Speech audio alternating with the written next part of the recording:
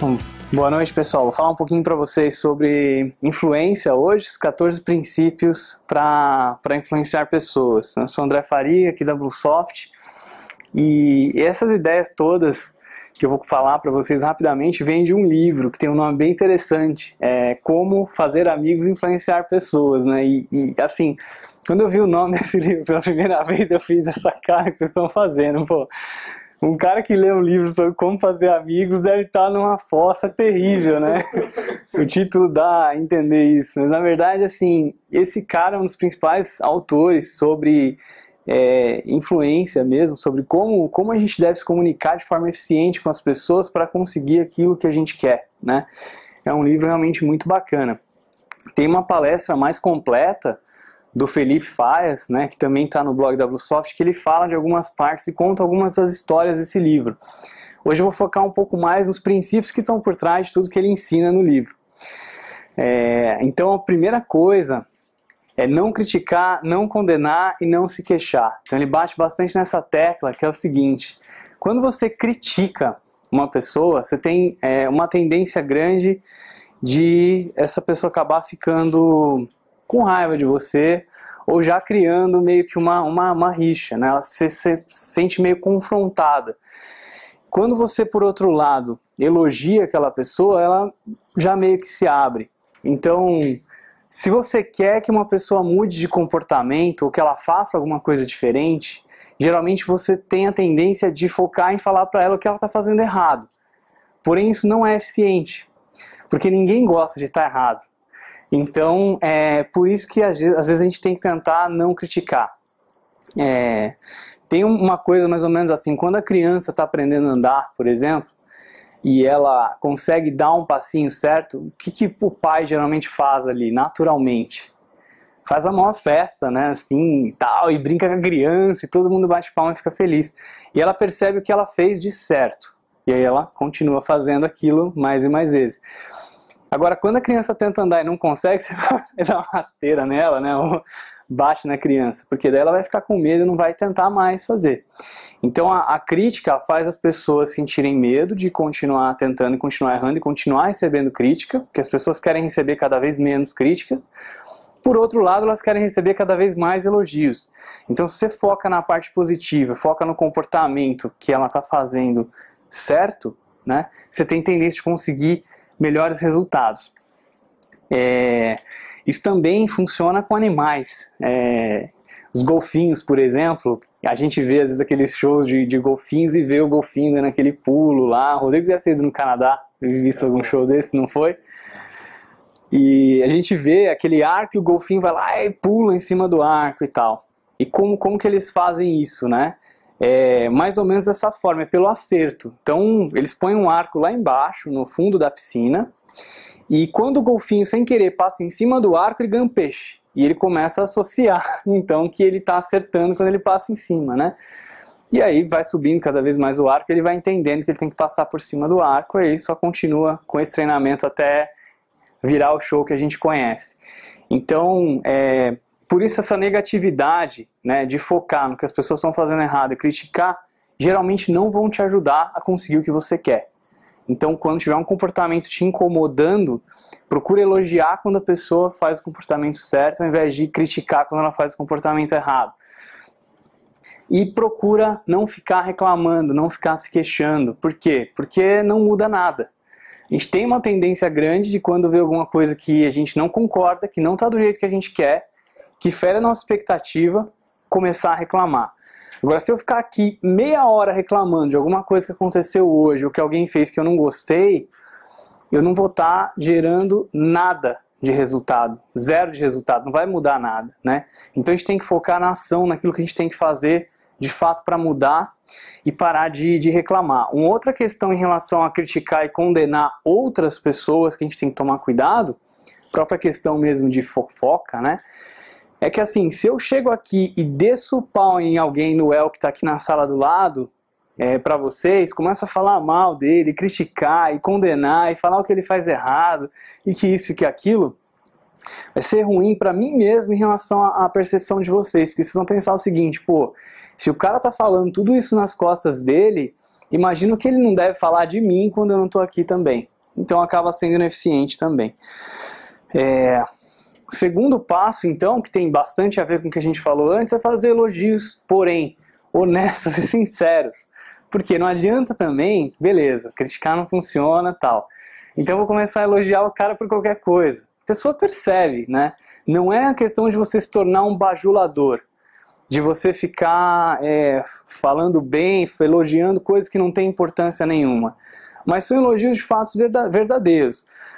Qualquer pessoa do mundo é melhor do que você em alguma coisa. Pode ter certeza.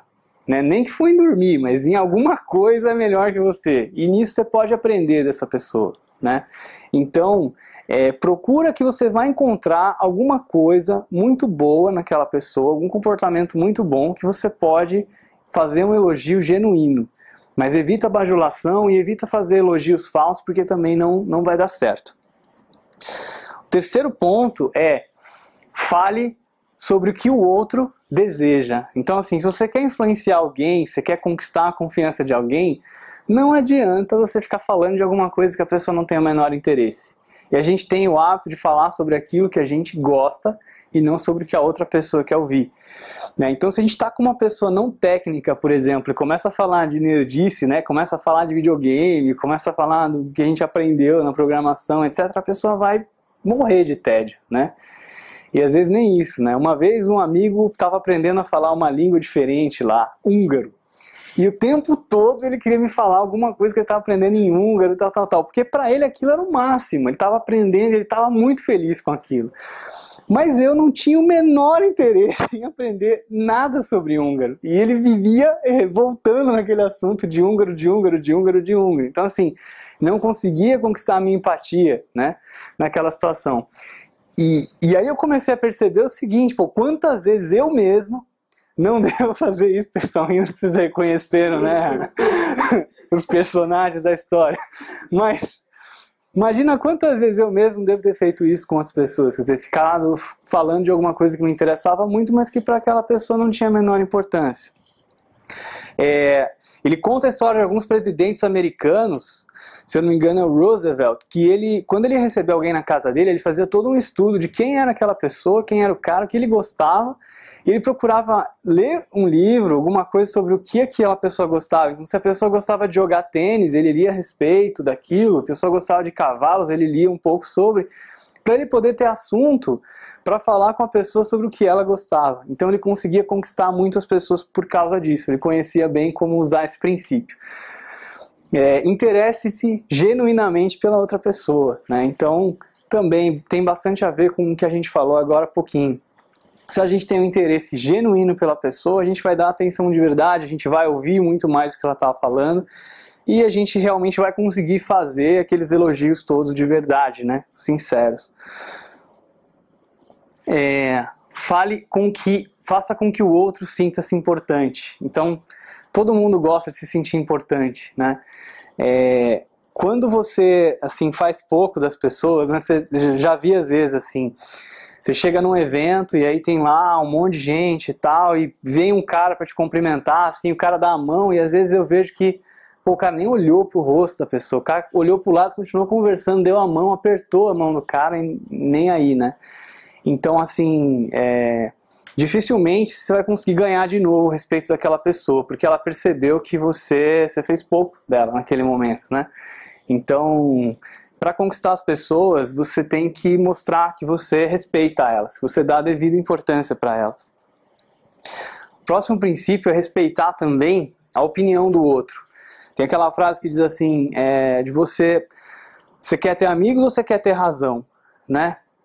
Já viram aquelas discussões em que as pessoas perdem completamente a noção de onde elas queriam chegar, ou do ponto de vista que elas estavam defendendo, do que estava em jogo ali em questão, e elas começam a abraçar simplesmente a opinião delas, e defende até o final, assim, com argumentos às vezes sem nenhum sentido, mas só para poder chegar no final e dizer que tem razão.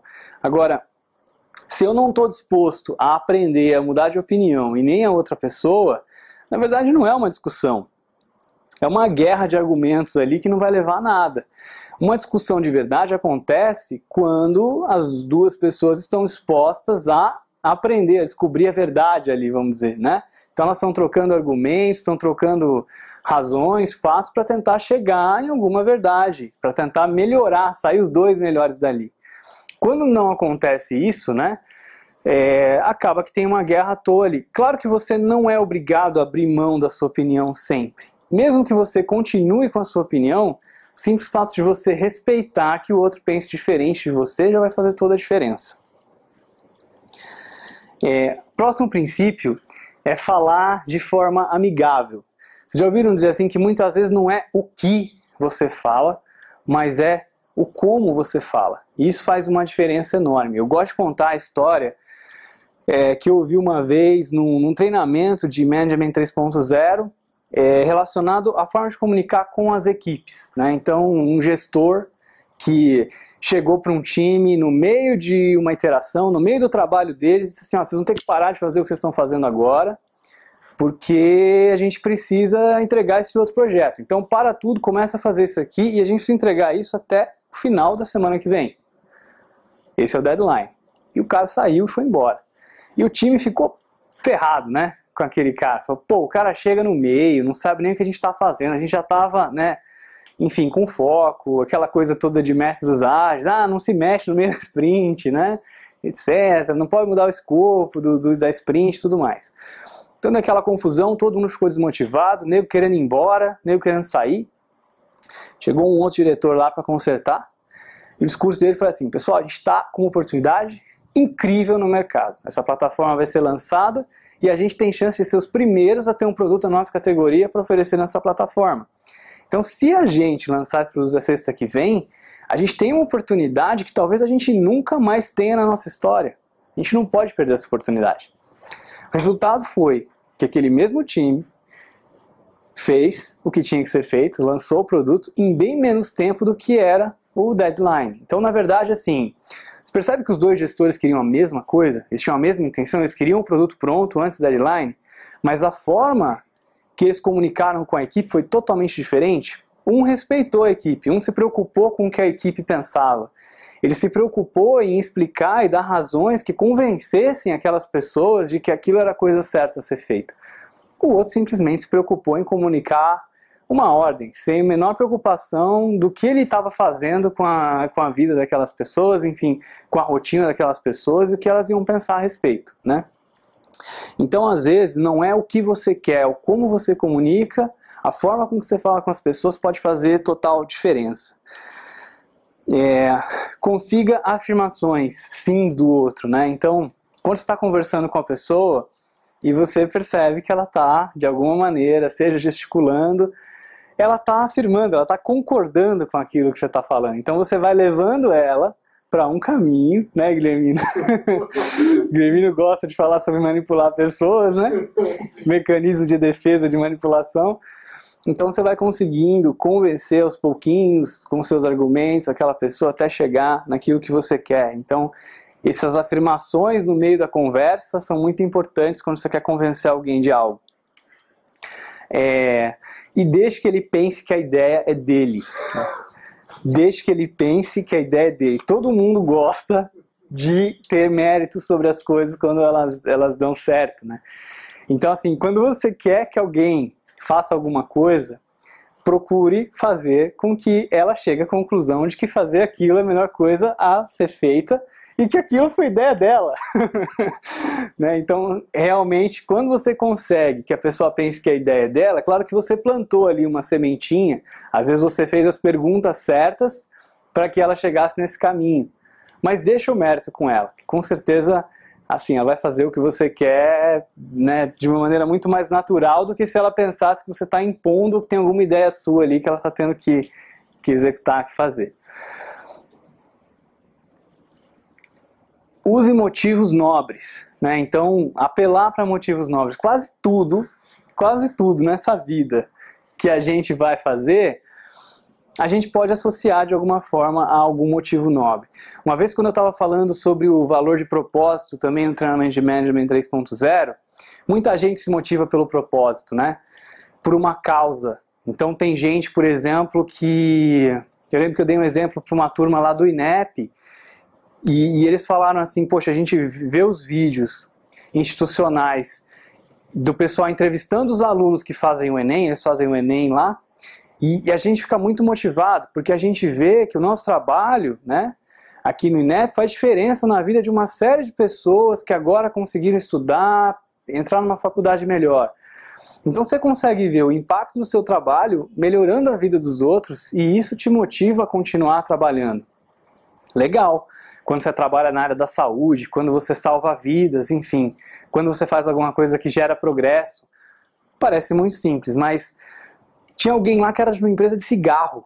Aí eu falei, agora ferrou, como é que eu vou dar um exemplo para esse cara de como é que ele pode vincular propósito para motivar as pessoas que trabalham lá no time dele, sendo que no fim das contas ele vai vender cigarro, que é uma coisa que a gente sabe que faz mal para as pessoas. Não, mas o cara deu uma aula lá.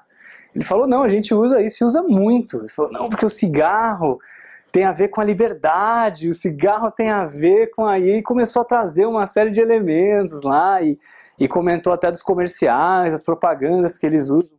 Então, assim, até para vender cigarro, eles conseguem de alguma maneira usar um motivo nobre para mostrar para você que tem algum propósito por trás daquilo ali, né? Então, apelar para motivos nobres vai te ajudar a vender a sua ideia. É claro que se você realmente tiver motivos nobres, verdadeiros, vai ser muito melhor do que se você estiver tentando manipular alguém, porque uma hora a pessoa vai perceber, né? Chame indiretamente a atenção aos erros, sem acusar, né? E uma forma bastante eficiente de fazer isso é você contar, em vez de você acusar a pessoa de uma coisa que ela fez errado, finge que você nem percebeu que ela fez aquela coisa errada, mas fala de uma vez que você cometeu um erro parecido. E aí você se abre. Por quê? Primeiro, você não mostra que você percebeu o erro do outro. E segundo, você se coloca numa situação de igual com ela, porque você mostra que você também já errou. E aí você consegue abertura para falar o que ela pode fazer para de repente não cometer mais aquele erro, né? Que na verdade é o que você teoricamente quer que não aconteça mais. Então fala dos seus erros antes de criticar os erros dos outros. Isso vai te dar uma abertura para você conseguir o que você precisa. Pergunta em vez de ordenar. Então, na mesma linha do que a gente falou, de fazer com que a pessoa pense que a ideia dela e tudo mais tem a ver com isso. Então, em vez de você dizer para a pessoa o que ela tem que fazer, Rodrigo, faça isso. Você vai fazendo perguntas que vai levar o Rodrigo a perceber que ele precisa fazer aquilo. Por exemplo, vamos supor que o Rodrigo precisa ir lá no mercado comprar pão, sei lá, e tá vazio. Ele fala, Rodrigo, dá pra você ir lá no mercado comprar pão? Você começa, caramba, com uma fome, você não tá com fome não, meu? Tô. Pô, não tem nada pra gente comer, né? Caramba. Você vai tentando chegar e o Rodrigo, tive uma ideia, posso lá na padaria comprar pão, né? É claro que foi um exemplo exagerado, mas tem formas mais tranquilas de fazer isso. Você vai perguntando as coisas para a pessoa, para ela perceber a necessidade de algo que ela tem que fazer, e ela mesma tem a ideia de fazer alguma coisa para resolver. E então com as perguntas você vai conseguir levar a pessoa a fazer alguma coisa. Não envergonhar os outros, tem bastante a ver com aquilo que a gente falou quando a gente estava falando também de condenar, de criticar, né? Você condenou alguém, a outra pessoa vai pensar na hora que ela pode ser a sua próxima vítima. Então isso na hora vai quebrar o seu poder de influência. Pessoal, esses foram os 14 itens aqui. Falei bastante coisa, mas se você seguir essas 14 dicas, esses 14 princípios, com certeza você vai conseguir influenciar mais as pessoas a fazerem aquilo que você quer que elas façam, e também você vai conseguir mais amigos, né? Porque por isso que o livro fala de como fazer amigos e influenciar pessoas. Na verdade, a gente se deixa influenciar por aquelas pessoas que a gente confia, por aquelas pessoas que a gente gosta, por essas mesmas pessoas que a gente tem empatia, né? Que de certa forma são as pessoas que a gente tem uma liberdade para criar um vínculo de amizade também. Ninguém é amigo de alguém que fica te fazendo passar vergonha o tempo todo. Ninguém é amigo de alguém que fica te dando ordens, né? Ninguém é amigo de alguém que fica só te criticando, mas ele é o perfeitinho lá e tal, né? Que fica chamando atenção para os seus erros toda hora, enfim, que fica tentando mudar aquilo que você pensa, que fica tomando crédito por tudo aquilo que vocês fazem juntos, como se fosse o mérito todo dele, ideia dele, que fala de uma maneira que não seja amigável, né? Enfim, Então tudo isso tem a ver também com essa questão toda de relacionamento. Por isso que o livro fala também de fazer amigos. Então se você estiver lendo esse livro, mas estiver com muita vergonha porque ele fala de como fazer amigos, tem uma versão do livro que você pode remover a capa. É sério, e aí só tem parece um caderninho ali. Você compra o livro sem o título e leva para casa. Vale muito a pena a leitura, recomendo bastante. Obrigado, pessoal. Valeu.